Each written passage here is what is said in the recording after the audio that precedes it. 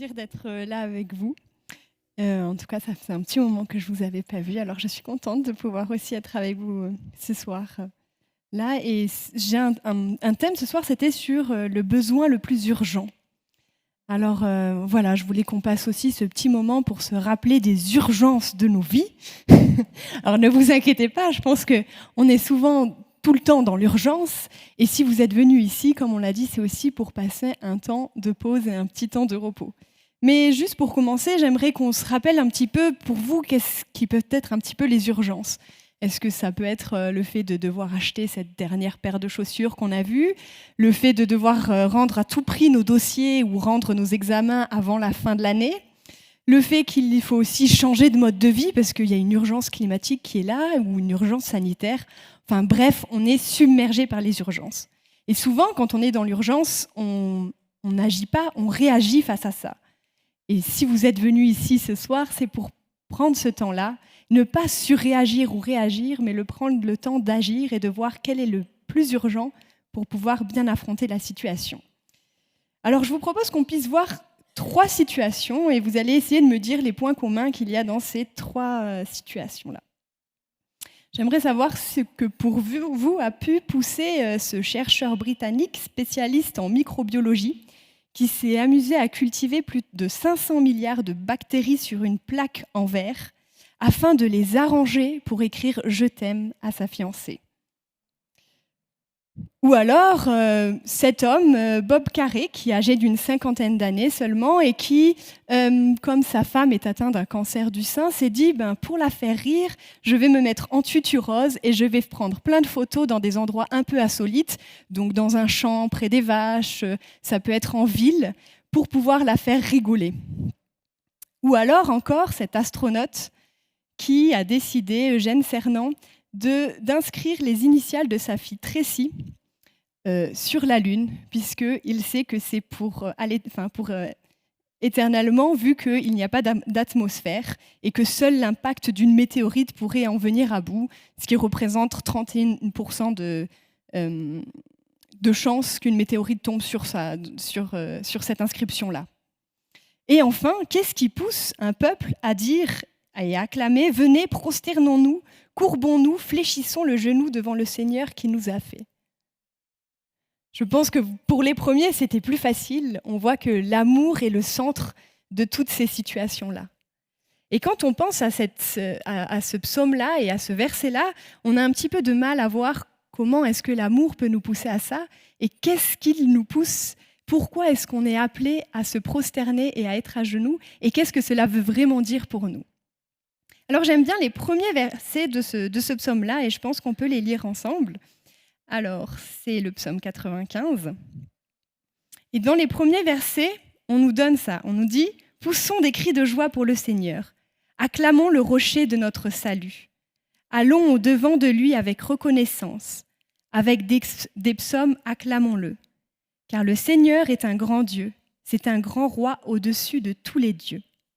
Il tient dans sa main les profondeurs de la terre et le sommet des montagnes lui appartiennent.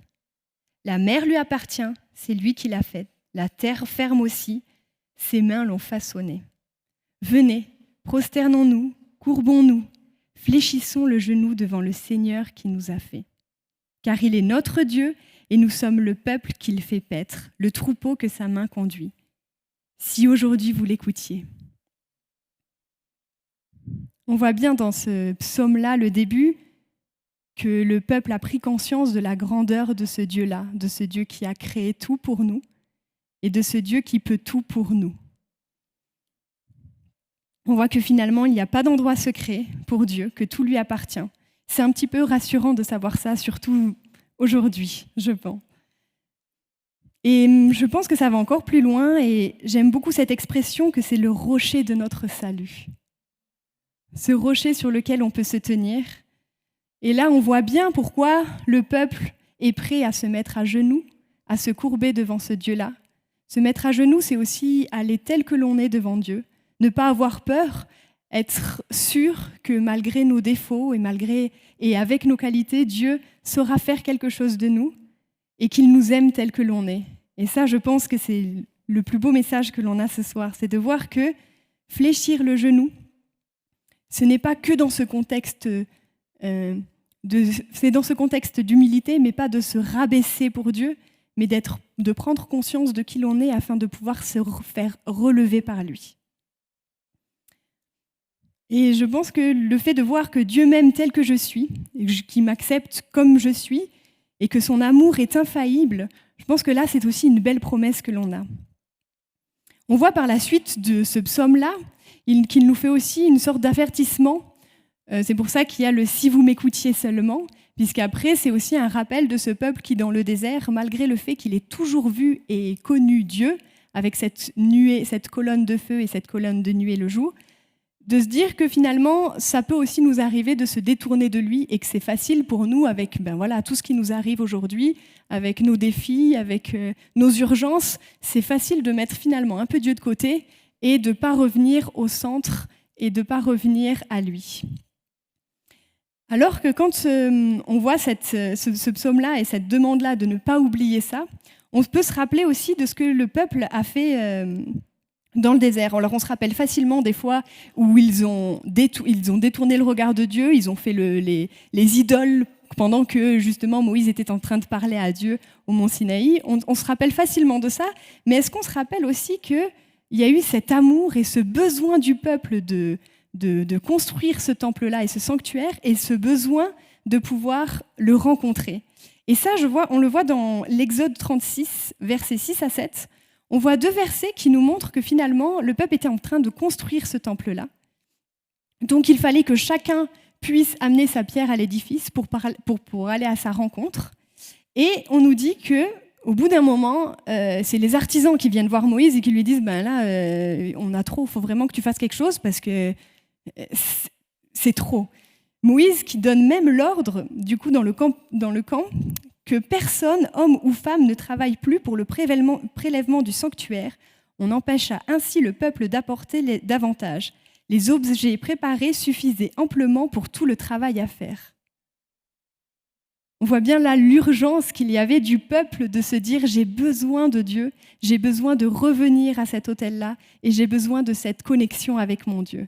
Et ça, c'est beau de voir que remplis de cet amour de Dieu, ils étaient tous vraiment plus que, j'allais dire à fond, mais oui, à fond pour Dieu, de se dire je suis prêt à aller au-delà de ce que je peux, et qu'on était obligé de calmer un petit peu leurs ardeurs et de dire attention, finalement, on en a trop. Maintenant que vous avez tout pour le temple, venez pour pouvoir le proclamer.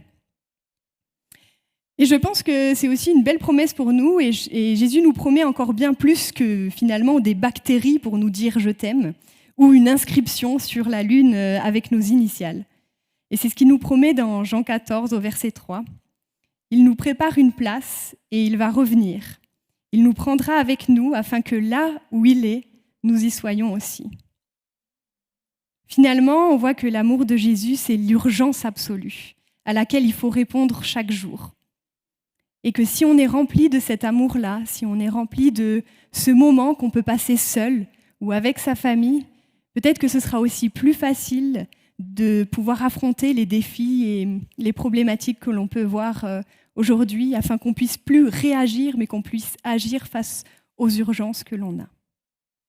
Bonne soirée.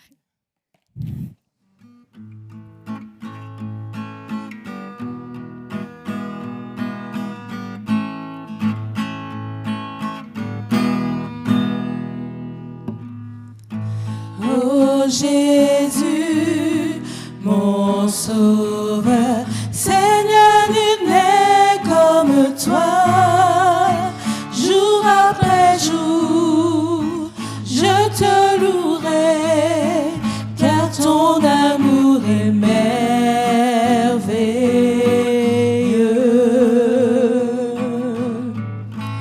Mon abri, mon refuge, mon réconfort, mon rocher, tout ce qui vit, ce que je suis, ne cesse